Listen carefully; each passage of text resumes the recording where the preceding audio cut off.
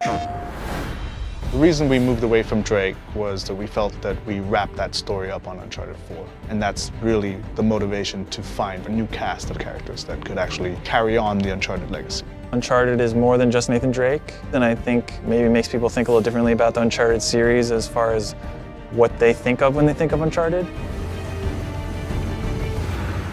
We started trying to keep it short. We started trying to keep it contained. But like all Naughty Dog games, you know, it's story-driven and we need the time to tell the story accurately. We needed to go into the past, dig a little deeper than, you know, the surface, and it just blew up. We started expanding to get character arcs developed, and before we knew it, it's full game. We're treating it as seriously as an Uncharted game. The game could stand on its own as an entry in the series. It's going to be the sum of Uncharted's in terms of gameplay experience with some of our beloved characters, some of the most fan-favored characters.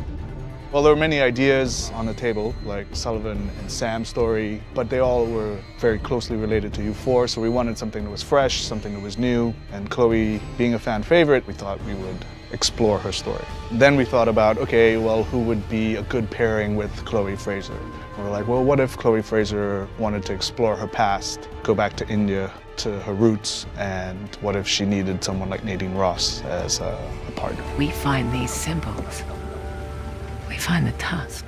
And then that was the kind of jumping off point of these two interesting characters together. We can put them wherever we want. We know that there's going to be fun stuff happening, and Chloe is more improvisational. Nadine is more logical. We know that there's going to be great conflict if we throw those two together. That's supposed to happen? Dunno. Chloe Frazer has interest in the Tusk of Ganesh, which is a treasure that's in India that is kind of close to her. Her father was an archaeologist. He had tried tracking down this tusk before in the past. So for Chloe, there's a personal attachment to the tusk.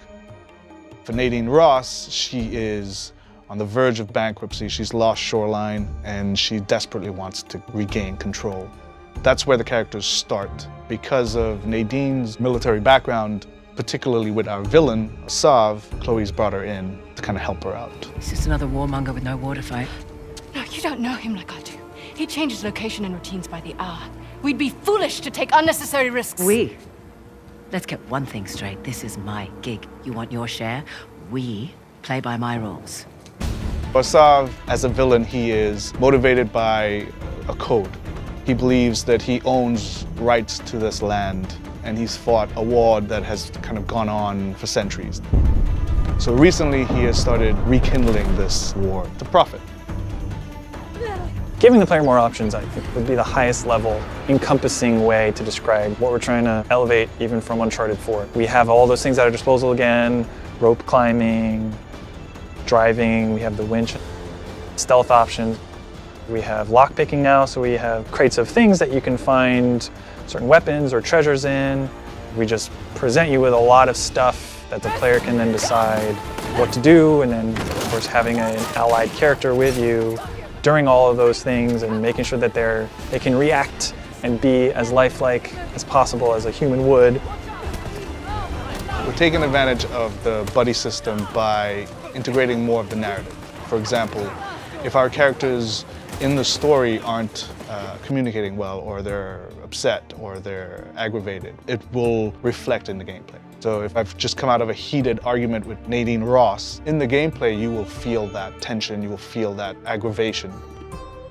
The challenge for us was this player-driven space. It's not open world, but it's vast, and you have player choice that you can go and experience it differently. There's things to find a true sense of exploration, but the goal being that you're just exploring and freely doing things, and then the story is still progressing in the way that they would expect from an Uncharted game. It's something we've never really done to the level that we're doing now in Uncharted.